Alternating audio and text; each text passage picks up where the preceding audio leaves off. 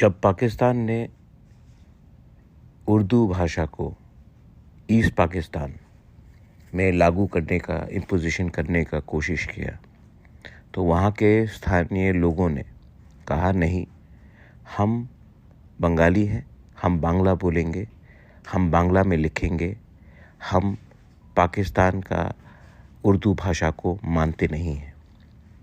पाकिस्तान ने तभी भी ईस्ट पाकिस्तान के ऊपर उर्दू भाषा को लगाने का कोशिश किया, इम्पोज करने का कोशिश किया। पाकिस्तान टूट गया और बांग्लादेश पैदा हुआ भाषा के नाम में। आज भी अगर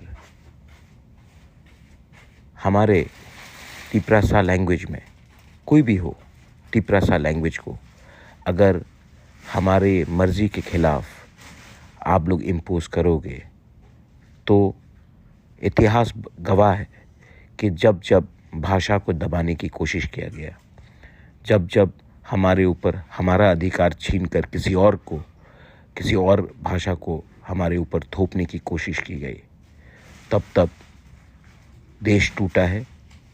और जो लोग पावर में हैं उनको समझना चाहिए कि भाषा एक बहुत सेंसिटिव मैटर होता है और हमें अपना लैंग्वेज, अपना स्क्रिप्ट डिसाइड करने का अधिकार है। ये और अधिकार किसी और के पास नहीं है। This is Bobagra in support for Tiprasa language. बेलाइनो हमबाई।